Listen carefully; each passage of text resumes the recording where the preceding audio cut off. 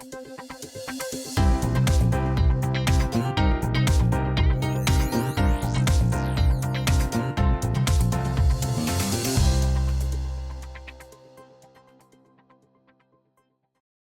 it's Noah, and welcome to the iHollywood TV podcast. With my next guest, he really needs no introduction. He has a new book out now available called Little Imperfections, a tall tale of growing up different. Please welcome Peet Montzingo. Hello, Pete.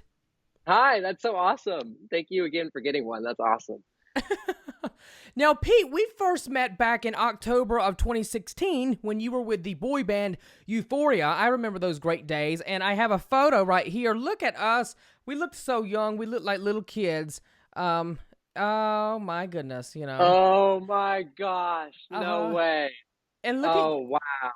look at your hair. It's black. I dyed it jet black. So this is your original hair color, like Yes, red. yes, Oh yes. my And goodness. I haven't dyed it back to black in like 5 years. So over that phase, I don't know what I was doing. But hey, it doesn't look as bad. And look at No. us. We're all babies. Now, do you still keep in touch with the other guys? Yes, I do. Most of them. Uh-huh. I'm really good friends with Trevor, who is the other really skinny one in He's that very picture. fashionable. Yeah, he is. He sometimes styles me now, actually. Yes, for events, And for red carpet events. and he's a what is it? Emmy nominated fashion designer. Is that what they're called? I Yeah. think so, So yeah. he's been doing awesome stuff. That's incredible. And that's so great that you keep in touch with the guys. And I'm sure they are just amazed at how far you have taken off from the band kind of splitting ways. And then you're just, on your solo careers. And here you are on social media ranking in millions of followers with your mother. Like, what? Yes. So random. I have no idea. You have just taken off on social media, Pete. Like, so many are enjoying the videos, but how has life been for you since the last time that we spoke and saw each other? Because so much has happened. Yeah, I mean, there's just been so much. Like, listen, when COVID started, that was when pretty much my videos started blowing up and everything. And so I didn't really have the opportunity to go out and we were all just quarantining, bored in the house, bored, right? So, Mm-hmm. I mean, it was really like, I would say a year and a half ago, when I would start leaving and people would start being like, oh my God, I love your videos or something like that. And it was just like, I was like, wait a minute, like people, these are like real numbers. Like people are like actually watching. Like because a part of you, when you're looking at a screen, you don't really notice versus like when you're singing on a stage, like you Mm-hmm. can see all the people. And so it was just a really like strange, I guess, new era in my career, I guess. But yeah, like because of all of that and because of the videos that I'm doing, I've just gotten really inspired to just tell my story. And that's why that I have a kids book now. And it's called Little Imperfections, a tall tale of growing up different. And it's reflective of my life growing up, but Mm-hmm. and I wanted it to do that to kind of, pay homage to like dwarfism and things maybe that there are so much awareness about still to this day. Mm-hmm. So I was glad to do that. But at the same time, I wanted it to be written in a way where like anyone who feels like they've not felt like they belonged Yeah. can relate. And so that's kind And of, see I themselves think, through this book. exactly. Yeah. So, and also realize like whatever you think your weakness is, your perspective on life, like it's Mm-hmm. actually a strength. It's not a weakness. And once you realize that, you can kind of just, tap into your superpower. I could see your book getting the little bronze certificate. That would be incredible. Yeah. I gotta look into that. Yeah. I want one of those. I want one of Yes. those. Your It's book cool. deserves that. It's really good. Now, in the book, you write about how you were born normal, as you say, compared to your mom, dad, and siblings. But when did you realize as a kid that your mother was short in height compared to yourself being tall? I think I kind of realized as soon as I tried to sit on my mom's lap when I was like one, Mm, because I mean, already at that point, I mean, I was born half her size. So like at mhm, 1 year old, my feet were already going way past hers, like on the floor and just trying to like keep me up. I was mm, like probably weighed as much as she did. I mean, I don't know. So I feel like just because of like the height difference, and all the furniture, like, Hmm. at home that I had and everything. I was like, it's normal, but it was weird because I'm like, it feels like this is normal, but it feels like I'm average height and Hmm. normal too, so it was just a very confusing upbringing. And then when I went to school, then, it's like You got all the bullied. other kids, yeah, like, for having, they would say like the midget family, and that's Mm, actually, a really bad word. yeah. They prefer dwarfism, or, little person. But yeah, it was weird because they would bully me, and I would see my brother who went to the same school like get bullied, and I was confused like when the kids would have parents who were like way taller than them. I mean, Hmm. it was a trip. How long did the students at school bully you because of your mom being little, being short? Um, It was off and on. It was definitely at the beginning, the kids were just confused, and Hmm. then ended up becoming like a joke. And then when new students would come in, then they would, point a finger, or sometimes I would forget to say something, and people would come over to my house and be like shocked. And then like the next day to Hmm. hear about it at school. I'm like, how does everyone not know yet? First of all. Yeah. But yeah, I mean, I would say pretty much all the way up until I graduated, on and off. Now, from reading this book, it seems as if your mother, she thought of giving up at one point because it was difficult for her to do the things that most moms can do, but her height was really weighing her down from not being able to parent you how she wanted to. But how did she find the courage to keep going and making the best of it? Well, first of all, my mom is the biggest sap in the world. She loves all of her kids more than anything in the world. So she would never give up. But it's just always has been so hard for her to do, just regular things that us average height people wouldn't even think Hmm. about. And not only because of, maybe our height, but also because of just the genetic mutation that happens when someone has dwarfism. For Hmm. example, like scoliosis, or, arthritis, like in different ways that affect these little people, differently. So with, um,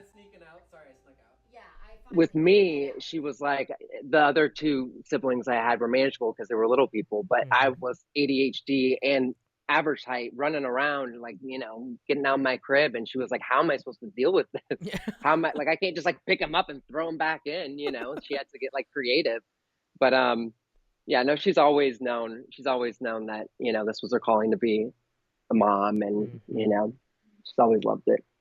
Now, all your other siblings are little except you. Obviously, you're tall, so you would have to be the one to do the majority of the things when it comes to helping out around the house. Did you ever feel a lot of weight on your shoulders from being tall and your family being smaller than you? Absolutely. It was just really the mundane tasks, Uh like huh. changing the light bulbs, or like dusting the top, or like, Yeah. mowing the lawn, like all the things that, every kid just like does not want to do. And Hmm. then, when you would see your brother and sister just like wiping the table, you're just like, Yeah. really? Can't they at least get under the kitchen sink and like plumb, like make it even? I don't know. Now, I found this very interesting when reading the book. You said when you were growing up that your brother wanted to play activities Yeah, with you, so you would have to end up getting on your knees, for example, when playing the sport football. But how did you cope with all the changes versus how you would see other families and how the siblings would play and interact together? well, let's see. The best example I have off the top of my head is what I said in the book, where I would go over to Hmm. my friends' houses and they'd be like roughhousing, like the Yeah. brothers. And I'm like, wait, like, this is what people do, and like Hmm. everybody does that. And I could never do that because, I mean, literally my brother would try and come up to me to try and like beat me up or something, because he's, the big brother. And I would just get on the floor and fling my feet out and like slingshot him across the hallway, because I was like, don't do that to me, don't, Yeah. you can't beat me up. But like, not like, as soon as I started realizing that that's just what like siblings do, Hmm. I don't know, it was weird, but I mean, it was just a different experience. Everyone has a different experience. Now, Pete, you said that you felt very lost as a kid, but you found music as your creative outlet to express yourself. You played the trombone in school. I played the trumpet, but I never applied myself to be a good trumpet player. But, Pete, how did music start the healing process Right. for you? Because you even talk about your dad splitting up with your mom, which was probably very difficult and tough for Right. any kid to have to go through. Yeah. I mean, well, first of all, trumpet is a great instrument. It's a good choice, but you should have chose trombone. So there was your Should mistake, have. first of all, because we could have been in a trombone band together. Um, naturally. Um, yeah, I don't know. I feel like through the years, I was trying to grab onto something that I could relate to, Hmm. or like feel comfortable with, and that just fell with music. I mean, that's just really it. And as soon as I realized that, then I just kind of embellished in it, I guess. Now, how did the idea come about to begin working with your mom and creating these funny short videos online that has racked in millions of views on TikTok and Instagram? Like from the time that we first met at the Bid Chat studio in Los Angeles to now, iHollywood TV, and you're so big and Right. popular. Like I was telling him before we hopped on here, I'm so glad that he wanted to do this with me because I've been following you and I love your videos and they just always bring such joy and laughter. And I think that's why so many across the world is watching you and your mom and your family. Thank you. Yeah, I mean, that means a lot. Thank you. And I'm glad to be here as well. But like basically when COVID started, I wasn't planning on doing videos with my mom. Hmm. And then COVID started, I was in another band. They sent us home from tour Mm. and I made one video on TikTok and that accidentally blew Yeah. up. And then I was planning on quarantining with my mom a week after that. Because you know how we have to do like the 2 weeks of be by yourself and isolate, and then you can, be with somebody else in Right. those days. So that was what the plan was. And then after the first viral video, I quarantined with my mom, and I was with her for like a few months. And I was like, people are gonna love her. People are gonna just. I already knew. I was She's a like, little okay, we star. got leverage. Yeah, I know. Yeah, and her house is like the cutest thing ever. It Um, is adorable when you show the videos, and I'm like, look at the little sink, the little couch. I'm yeah, like, it looks so cute. The little toilet, I'm like, oh, it's just adorable. I'm like, yeah, I we would got to love get to you come in over one there. day. Well, no, you wouldn't because your back would be destroyed. Trust me. Now, is it crazy to sit back and think everyone across the world now embraces your differences within your videos, with you being tall and your family being small? As when you were a child, you felt so different and lost. Yeah, it's definitely like a full circle moment. I Hmm. feel like it's almost healing to me, I guess, in a way, because a lot of what I'm doing now I think is a result of insecurities I had as a kid. So knowing that I can make an impact just by telling my story is a really full circle moment for me. It's very therapeutic, and I hope it just spreads love, honestly, even though it's really Absolutely. cringy and corny. Well, how long did it actually take, when we were talking about the video that you created with your mom in quarantine, how long did it take for you to notice, or for y'all both to notice, that this was going viral? Oh, pretty much every video since the first one I put out Hmm. was like, and then there was like some sort of threshold. We were just like, okay, like we have to make sure the videos get like this many views, like at the beginning, we're like, oh, well, like I think we're figuring out, the algorithm and strategy and all of that. And yeah, I mean, it's been great. And the crazy part about it is that you and your mother are being called celebrities. They call you celebrities. Like, what? So now you're like celebrity status.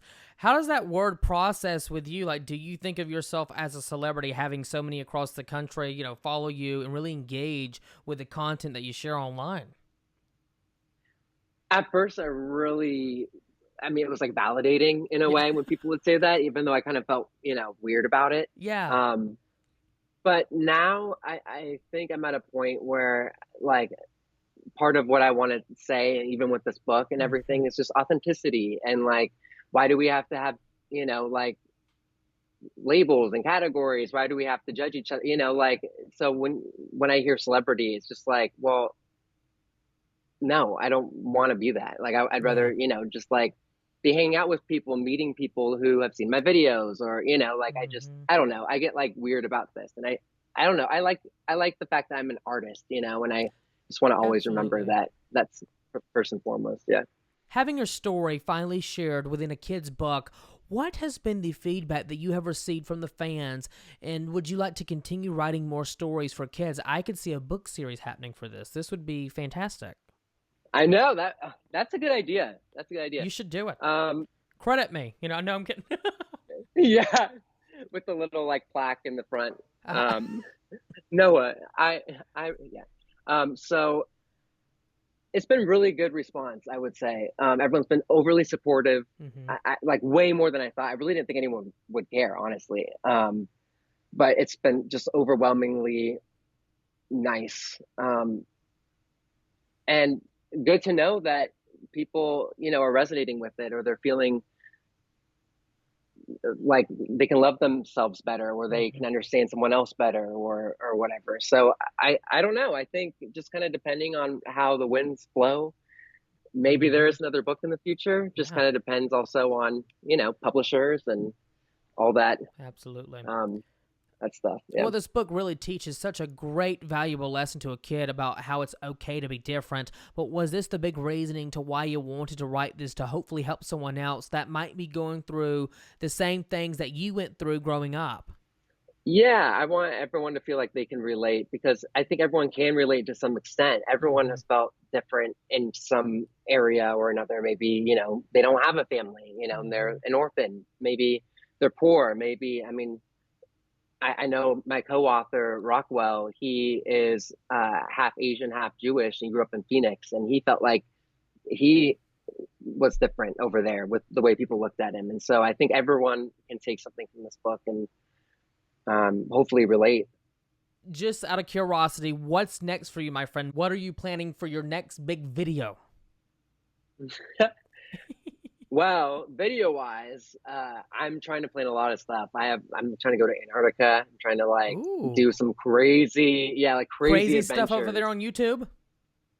Yes, exactly. Hmm But I'm also trying to pitch this book video adaptation, because there's a QR code at the end with like the video. hmm Um, I'm trying to pitch that as like a sitcom for networks. So that's like That my would be big thing right now fantastic. this year. I could I think see so too. Little Imperfections on Netflix. That would be great. Heck yeah. It would be great if you could do it as a series. I mean, that would be. I didn't think about that until you said that, but now watching the video adaptation and you saying that, I could see that totally happening. And there's so many networks that you can get it pitched out to. Freevee is another great one. Judge Judy is on Freevee now. She left cable to go to Freevee. Oh, random. Yes. I didn't even know she was still on the air, Yes, but I love her. she's still on the air. She's still going. She's still going with her cases. Oh my gosh. Oh, that's so funny. But yeah, I no, that's the plan. And yeah. like there's not a sitcom out there that has like a mostly disabled cast. So I just thought No. it's about time. Yes, and I mean that is wow. I wonder who could play your family. Hmm. Peter Dinklage. I'm just kidding. Yeah. Game of Thrones guy. That'd be Yes, that would awesome be though. great. Come on. Oh my gosh. Oh my goodness, that would be really good. Wow, and I've never seen anything like that on TV either. Like as far as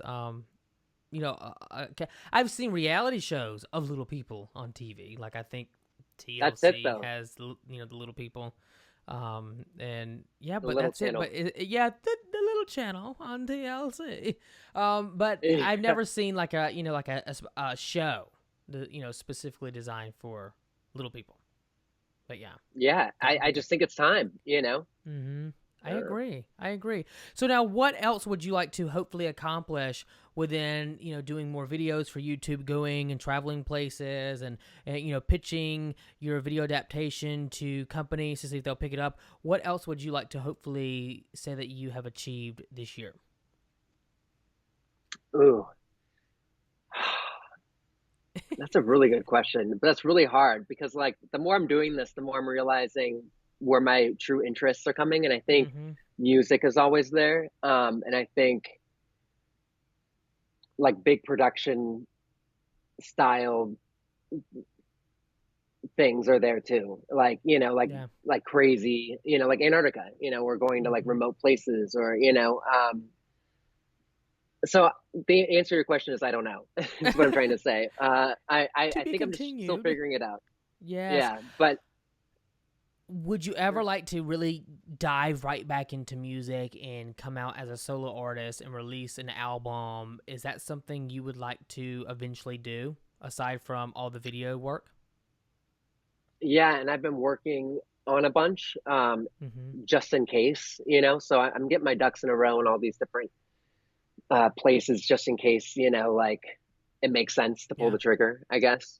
But I feel like music is always at the core of my soul, Well, so you're so good at I it. feel like, Hopefully, you'll release some new music for us because we would all be here to hear it.